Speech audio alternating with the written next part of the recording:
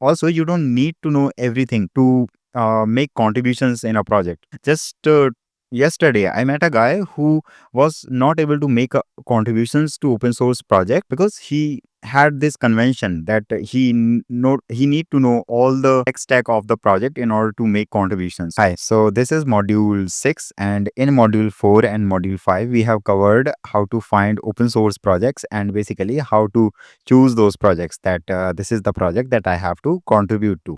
So in this module 6 we will see how to dive into that project and basically how to understand the code base, how to introduce ourselves, and most importantly how to familiarize with the code base maintainers and all of that. Okay, so this is the project that I will be trying to contribute to, and this is browser use. So this is a nice project, I like their idea, and also this is a YC funded company. So they are a kind of AI browser agent, and we will see what they do and what's the code base. And so let's start from the notes. Okay, so the first thing is introduction. So whenever you join an open source community or a project, don't write them an autobiography. So there are people when they join the open source project or something like that, they write a whole of a paragraph like, I'm Ajeet, I'm from this open source project, and I'm from this college, I've been to this hackathon, this project, and falana dimkana. But all these things doesn't matter much.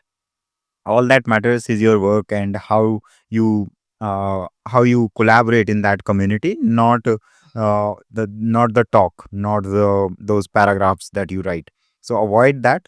Also avoid those LinkedIn vibes. So no one like it, especially in the startup open source project. Also, don't say I want a job or internship. You have to claim it. Okay, so first we will need to install this project locally. So you can just copy the link from here and clone it locally. I already did that. So you can see I have a browser use, and I will open cursor.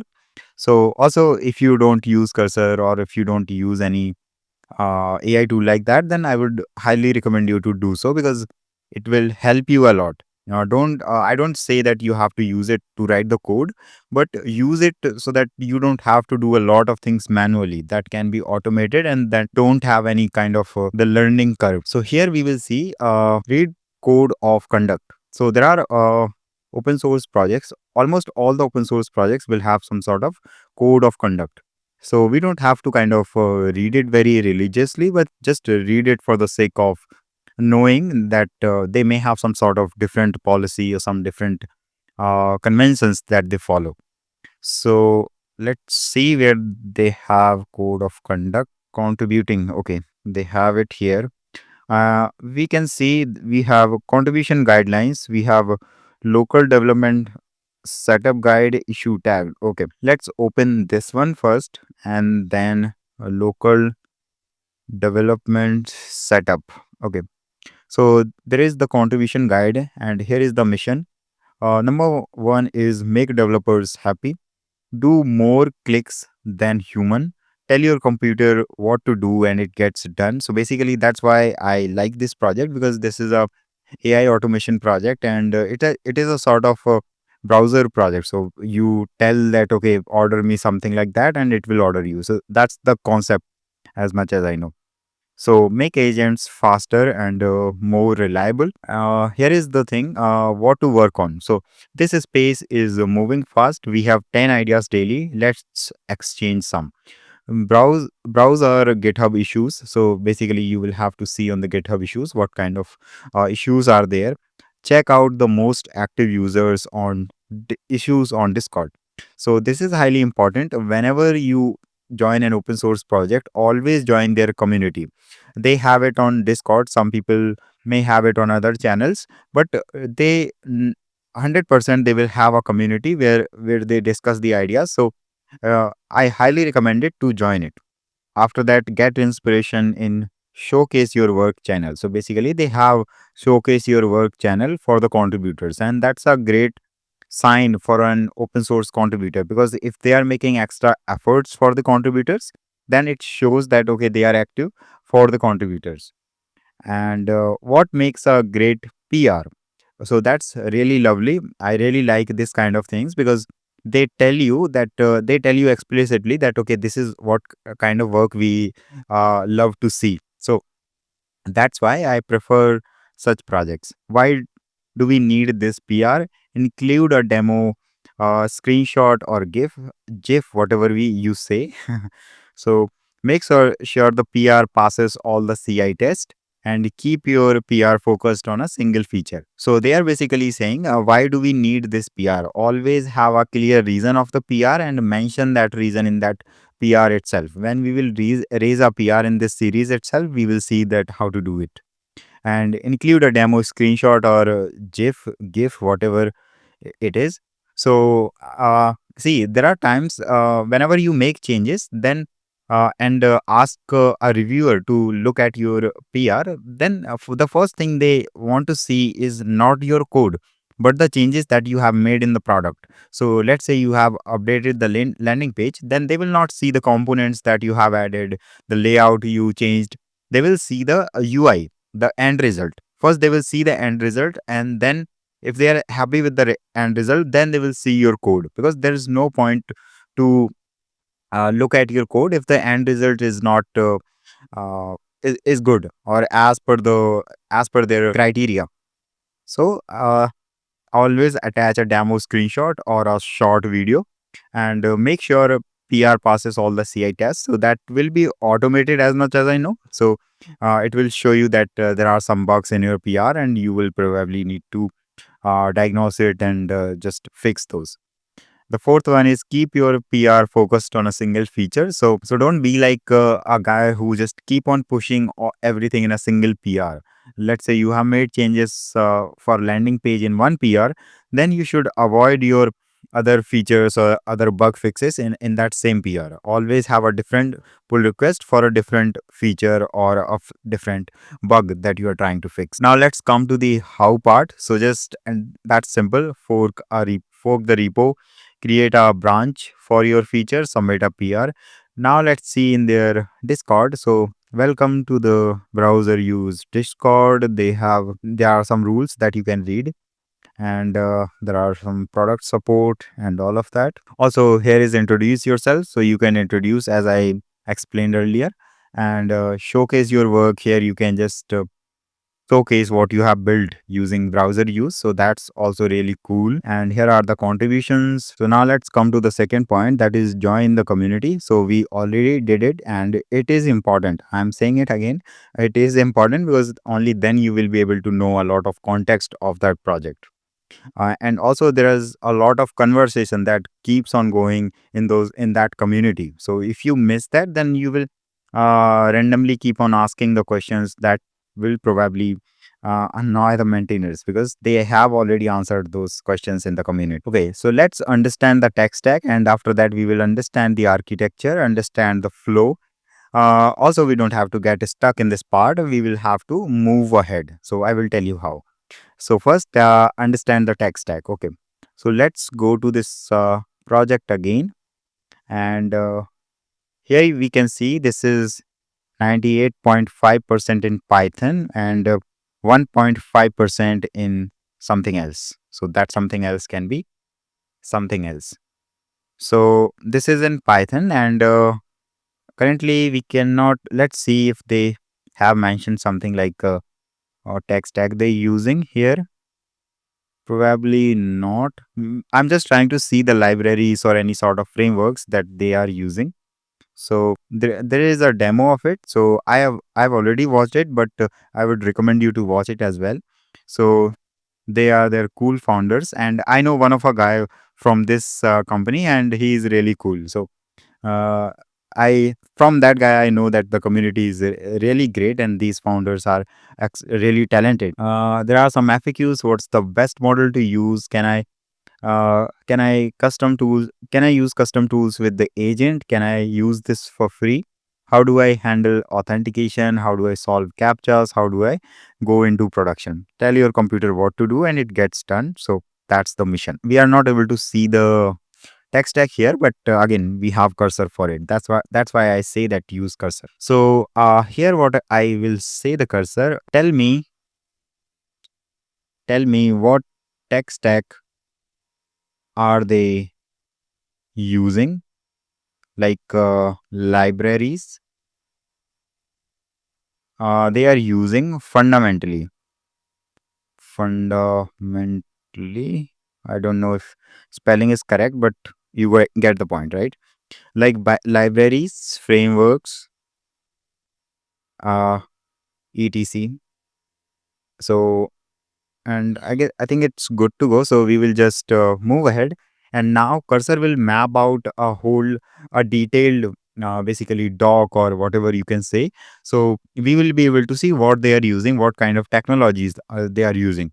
So uh, mostly what I do is I whatever technologies they are using, if I am familiar a bit, then I just move ahead. If I'm not, then I what I do is I just get the basics and then I start approaching the project. But let's see what are they using. So they are using Python that I'm familiar with. Also, they are using UV. That's pretty cool, and I know this as well. For browser automation, they are using CDP use, Chrome Dev Tools Protocol Client for browser control, Chromium Chrome via CDP, no Playwright Selenium dependencies for core functionality.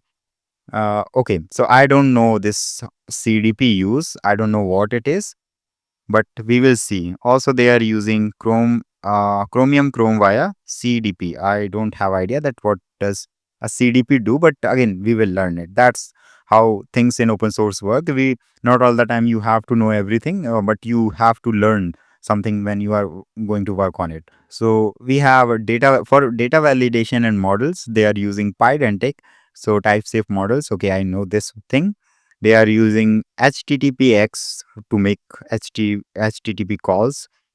They are using AIO HTTP and they are using requests. So I know these three things. And when I say that I know these three things, then I mean I know the basics, their use case, and like I have worked a bit in these three things. They are using LLM providers, OpenAI, Anthropic, Google, GenAI, Google API, Python client, Grok, Olama. So custom implementations for AWS Bedrock, Azure OpenAI, OCI, etc. And they are using event system. Okay, I don't know what we call it, but if I say it and I'm 100% sure uh, I will not be correct. So let's leave this thing. Uh, Coming to the utilities and tooling, so we have a rich terminal formatting, click for CLI, python.env, okay, posthog. I have used this in OpenSOX and it's really great. Pillow and Markdownify. Okay, there are some these rough pyrite, okay, textual, NumPy, Pandas, Matplotlib. So these are for AI thing and MCP. I know this thing as well. There is the architecture pattern. So event driven architecture and protocol based design, type safe style protocols in Python, lazy imports for performance and async first throughout. We will see all of these things when we will contribute. But initially, we just have to get a basic idea of the tech stack that they are using. So, in that case, they are majorly using Python. Like Python is the whole of their tech stack. So everything, all the libraries, all the frameworks that they will be using are in Python. So that's great news for us because I know Python and I will be able to contribute in this project. So that's how I know that, okay, this is the project that's for me. And you can see one more thing here. I don't know everything here. And also, you don't need to know everything to make contributions in a project. Just yesterday, I met a guy who was not able to make contributions to open source project because he had this convention that he need to know all the tech stack of the project in order to make contributions. So you don't need to know everything. There are a lot of things that I'm reading for the first time. So this is obviously the first thing. I have not used this. I have not learned this before, but I will see all of these things. And rich click. These are the things that probably I'm reading for the first time. So there is not a big problem. We can simply learn it. And after that, so this thing is done. We have understood the tech stack and also the basics of tech stack. We don't have to go deep inside it. We just have to know the high level concepts, and we can learn when we will make contributions. Now you may have a question that okay, then why you understanding the tech stack right now? Like if you don't have to go deep in those, like what is this click, what is the use case of it, then why are you understanding even that high level? So the answer for this is that the reason, when we will implement something, when we will fix an issue or implement something, there will be a concept, or we will be able to see some keywords or different things. So the reason why I have read all of these tech stacks that they are using is because when those keywords will arrive related to these technologies, I will be able to make a guess that okay, this may be a problem related to this rich, or this may be a problem related to this pillow. So I will be able to make a rough guess, and that's all you need initially to get started. Also, if you go deep inside all of these technologies first, and then you will think okay, I will contribute now, then you won't be able to start making contribution, because you will end up in a rabbit hole of learning everything. Okay, so after understanding the tech stack, we will need to understand the architecture of the project. So let's start in the cursor itself. The reason why I love cursor or any AI tools, because they are different than chat gpt. You cannot ask ChatGPT to for the architecture, right? Because ChatGPT doesn't have the context that Cursor has. So that's why I prefer AI tools like Cursor or Windsor for the sake of learning. Don't use it much for writing the code, but the amount of learning that these tools can get you is huge. So if you are not using and someone else is using, then be ready to get beaten by that guy. So let's see the architecture. So we will say map out a clear architecture of this code base, and also show me how the high level of this project works. Uh, Also, you can do one more thing. Also, tell me how the code of this project is organized. So, also, we will see the benefits of these things later on. So now Cursor will do its magic, and I'm promoting Cursor free of cost, not because uh, they have sponsored me, but because I really love this product and the way it save your time. Also, it enhances your problem solving, because problem solving depends very much on knowing the problem. So Cursor help you knowing the problem. Cursor can pinpoint the problem. Okay, this is the part of the code base that is causing the problem. So solving that problem becomes really easy. Okay, so till it's generating our architecture, we can just jump into the this readme file, and we can read other things, so that we may end up finding something helpful. Okay, so that this is that guy I'm talking about, my friend, Larson. Okay, so I talked to him some months ago, I guess, and he is really great, to be honest. So there are setup instructions. So in this module, we will not be setting up this project locally. We will do this probably in the next one. Or I already did it, so it's not a big of a chaos. You can do it. There is no problem in that. Okay, so there are the instructions how to run your first agent, how you can deploy on sandboxes. There is a template of quick start. There are some demos, and this is related to filling a form, and this is related to grocery shopping, and a personal assistant. There are FAQs, and I love this monitor. Okay, so let's move back to cursor and see what it has generated. Okay, so cursor is done creating the architecture and whatever we have said.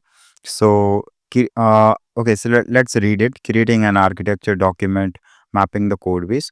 So, to be honest, I don't like this thing very much. It all the time it just create a document. So it is really kind of obsessed with creating documents. But again, that's temporary. So we will delete that. Delete it later on. So let's read it. And there are architecture. So let me just open this one and let's so there are table of contents, high level overview, system architecture, core components, data flow, code organization, and key design patterns. So you can see how nicely it has organized, like the first high level, then the system architecture, then the core components, and in the end, the key design patterns of the code. So that's the beauty of Cursor. High level overview. So, browser use is an AI powered browser automation framework that enables autonomous web interaction. The system uses an LLM to make decisions and orchestrates browser actions through Chrome DevTools protocol CDP. So this is a thing that is coming again, and probably I will learn it how to okay, so let's do one thing. Let's learn this thing uh, just now. Why uh, procrastinate on this thing? Okay, so as you already may know or may not, I learned through a mm, great technique that is built by me, discovered by me. Sorry. Okay, so let's learn this and let me find the prompt. So I use a very great prompt. So I need to find this prompt, and this is a really cool prompt to be honest. So here is this prompt. I will go to ChatGPT and I will just paste it, and I don't have to do anything as of now. And after that, I will move to the concept that is Chrome DevTools protocol. So as much as I don't know, they use this CDP very frequently because that's all they do, like the browser automation. So the most fundamental thing in this project is this CDP. Okay, so let me just copy this thing and let me just paste it here and say what is CDP. And till it's loading, we will read further. So there are core concepts. So this is the flow how things work in this user task. Then it goes to agent. Agent take it to the LLM decision. Then there are tools and actions based on the intention on or based on the like intent of the user. And then it goes to browser, basically CDP. Then it goes to web page, and there is a DOM state. So what does it do? It probably changed the DOM state. So as much as I can assume, so this agent work based on changing the DOM so that it basically interact with the DOM to make the actions based on the user. So there is after that there is system architecture. So let's see the architecture layers. So this is user application layer. So in this there is agent, code agent, browser tools, and LLM models. Then there is a agent layer. So there is agent service, message manager, and system prompt. There is tools layer that contains tool service, registry, actions, and after that there is browser layer. So browser session, CDP, page, element. So I don't have very much idea what do these things do, but again, we will see these things later. And there is a DOM layer. So there is DOM service, serializer, enhanced DOM tree basically, and there is CDP via CDP use. Okay. So our assumption was correct. Like they are using CDP pretty heavily. So we will need to know CDP what it is. So here we can see step one. What is the problem did developers face before CDP? Imagine you are a developer trying to debug your site. You want to see what's happening inside browser, network request, memory usage, rendering steps. Automatically test your website's behavior like clicking buttons, filling forms, measuring performance, or maybe even record a session to replay a user's action. Now, before tools like CDP existed, developers had no direct way to talk to the browser's internal brain.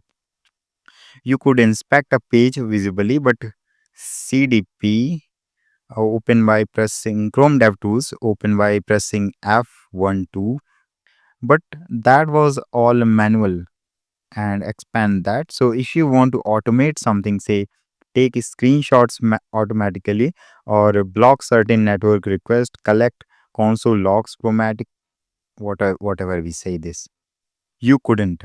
The browser's deep internal info network DOM JS runtime was locked away, no bridge to access it through the program. So that was the problem without CDP. So what's the root cause here? Let's boil it down. The root cause is there is no standardized way for an external program to communicate directly with your browser's internal system. Okay, so that's the use of CDP. We are making a bit of sense of it. Like, currently interacting with the browser manually. So, what if I want to interact through my code? If I write something and it does something for me.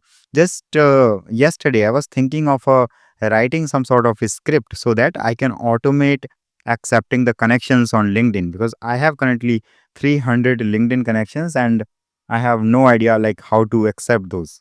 Obviously not manually. So we could say developers could see DevTools interface but not talk to it. Okay, how can we solve this? We need a communication channel. So if humans can use Chrome DevTools manually, why can't a computer do the same? And we need something that say, hey Chrome, tell me all the console logs, something like that. So enter the Chrome DevTools protocol. That's exactly what CDP is. That is a protocol, a rule of a set of rules for communication that allows external tools to control, inspect, and debug Chromium based browsers. So it's like giving developers a remote control for Chrome's brain. Here's what it enables: automation, debugging, profiling, testing. All this happens by sending and receiving JSON messages, tiny packets of information over a web socket connection to the running browser. So browsers are complex systems. Okay, awesome. So this is what we have a rough idea of what CDP does. So basically, it allows us to interact with the browser through the code, not manually. And that's what this open source project do. They basically uh, allow you to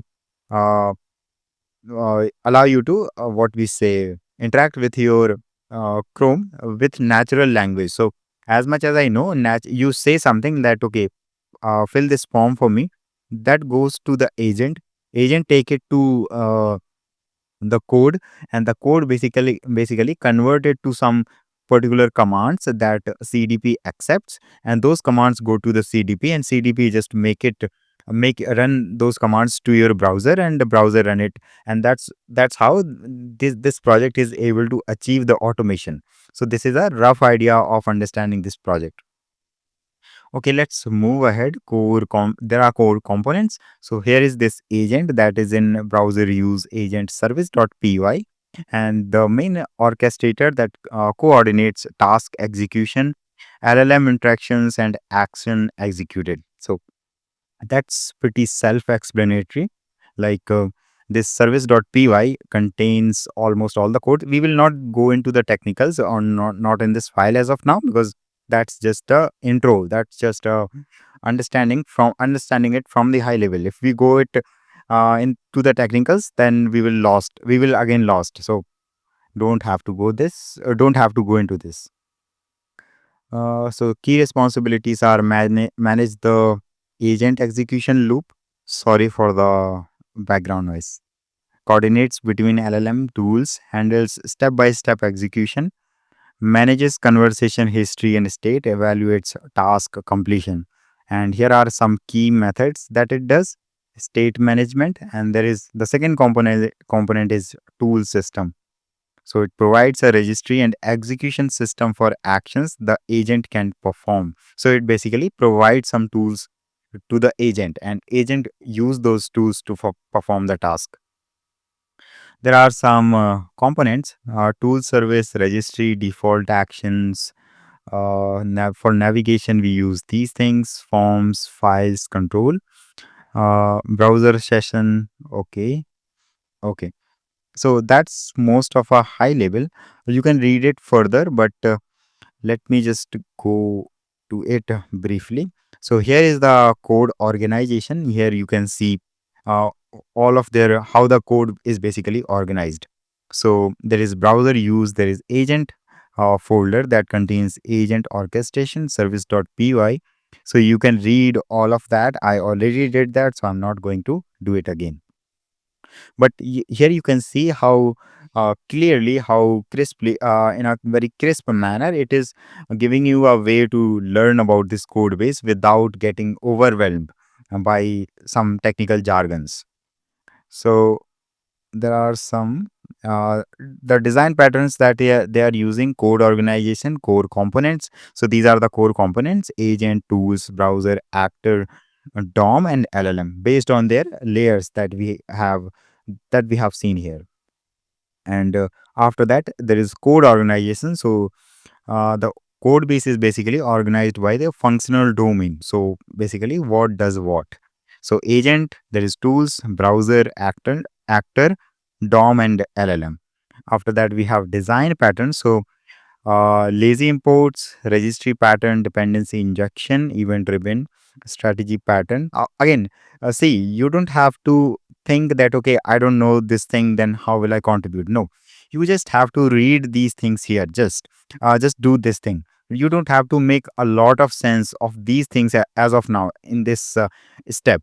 Just read these things. Even I don't know couple of things in this. For example, this thing, lazy import, probably don't have very much idea of this thing, and there are many things in this whole doc that I don't know. So I will know these things when I will start making contributions. I'm just reading these things so that whenever a term, whenever there is some sort of line I read, so that I have some rough idea, some uh, context that okay, I have seen this thing at this particular place, so probably I should look into it. So that's why I'm reading all of these things. It doesn't mean that I know everything whatever is documented here. So it's not like that. So you have to just read it, but you don't have to get overwhelmed. You don't have to get worried that okay, I don't know this registry pattern, I don't know this event driven thing. So do I need to learn it? How to learn it? From where to learn? No, don't worry about all of these things. Just read it. Just understand a rough estimation. For example, this is lazy imports. Okay, so they are using it for heavy modules loaded on demand. Okay, so they are using some sort of library, or basically a design pattern, so that they can load the heavy modules whenever there is a demand. Just that. You don't need to learn any other thing after that in this particular step. We will keep on learning these things later on, and everything will start making sense when we will move ahead. So don't be worry about all of that. Okay, so after that, the next step is understand the flow. So now you may have a question like, why did you not go through all of this in very detail? So again, so I already did that, and you can do it on your own. Also, it will take a lot of time. So a lot of times means around 2 to 3 hours. It will take to read all of that and to understand it in a much better way. But I explain the way that you can do. So that's all that matters.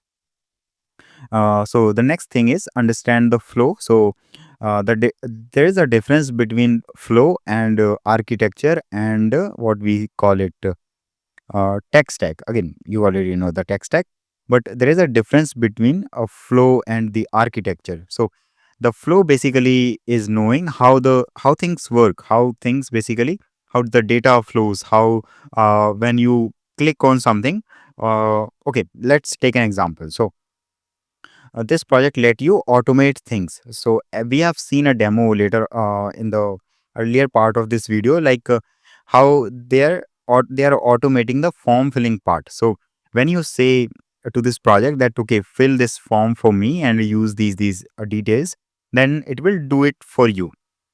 So now let's come to that demo so we can understand it properly.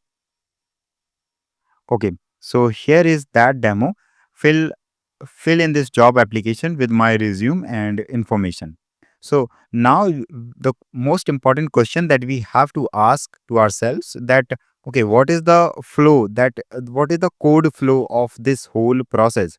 Which component it getting triggered? Then what a code is responsible for what? So I can understand this flow by doing this.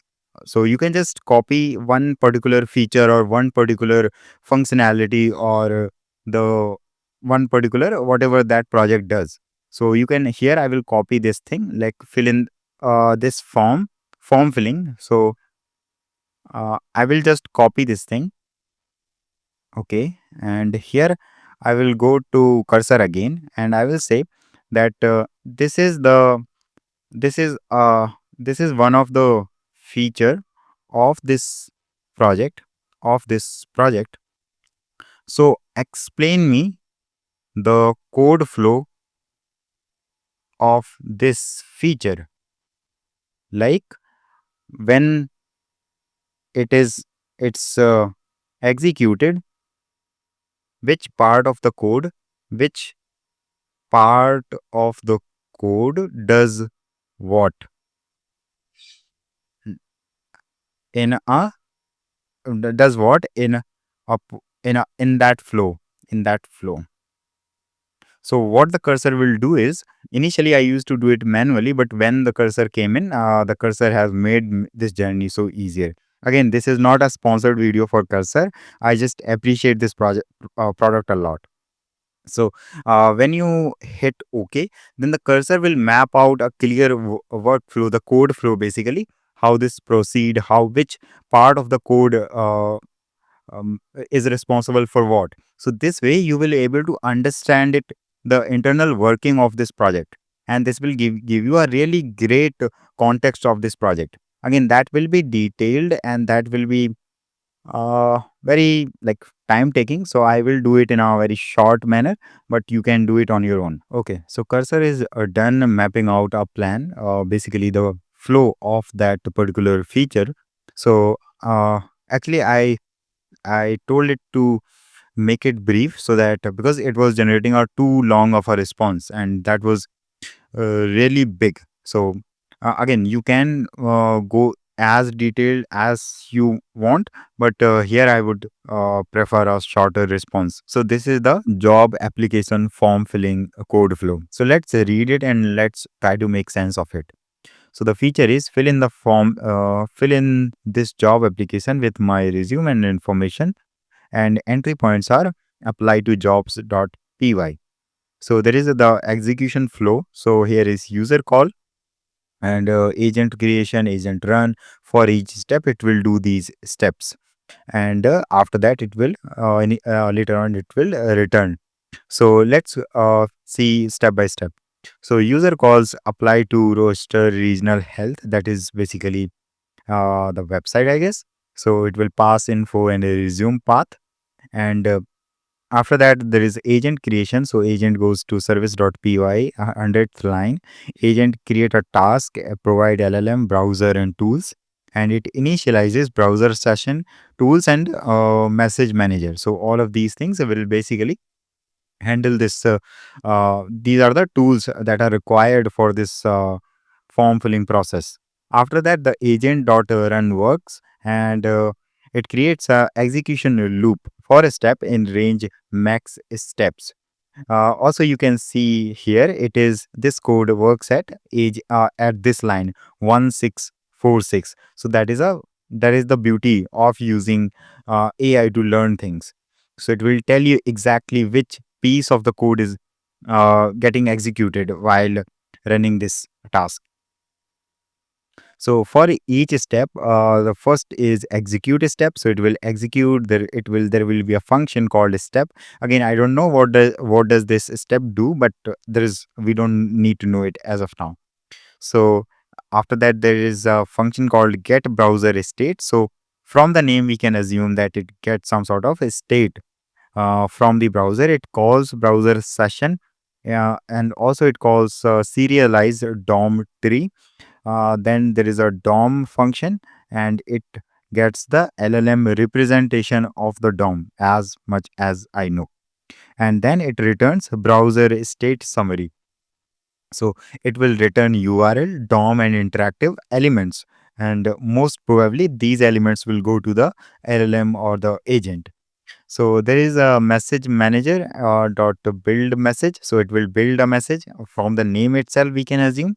So it adds system prompt with available actions. It adds browser state, and it adds conversation history, and add user task description.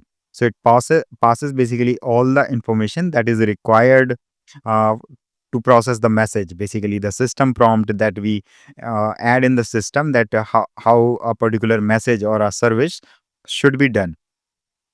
After that, the next step is get model output. So in this step, just from the name itself, we can assume that, okay, in this step we will be getting the output. So llm.ai invoke, so agent.service.py. So it is implemented at this particular location. It sends the message to LLM. LLM returns, and the actions are parsed. So there are the actions that were passed. So input text action, click element action, and upload file action. There are multi-act actions for each action in this list. Tools.act validates action parameters called registry. So these are the steps, and it will tell you what they basically do. So now from reading all of these, you get some basic idea of how things happen, how each part of the code base work, and how the basically flow work. So if there will be an issue related to that form filling task, or maybe something similar, like filling a form in a e-commerce website, not just for a job, then you will be able to make at least some assumption. Okay, this we have our agent at service.py. So let's look at that particular place. So that's the benefit of reading these things before actually making contributions. So that's why we are reading these things. And again, I'm saying this again, that you don't need to make everything crystal clear right now in this step itself. You will just move ahead, you will just get the basics, and then you will move ahead, and then when you will fix issues, then things will start getting clear to you. So we have read it, and roughly we can say that, like for this form filling feature, the code flow works like that. It goes to the agent, uh, it goes to the code basically, and that code basically extracts the information that is needed for the agent. For example, the DOM, and the DOM elements, the instructions, the system prompts, and the data that user has passed. And after that, that goes to the agent. Then agent process it, and it passes it to the LLM. So LLM create the response. LLM think basically how it should be done and how to proceed further. And then there are some separate agents, as much as I know. So those do those actions, and finally it returns some sort of what we say, this agent history list. So it returns something like that, and it we need to extract completion message. It tells you that, okay, something like this is done. So that's the only rough idea you need to make initially. Once you made it, then after that you are good to go to pick issues in order to fix those.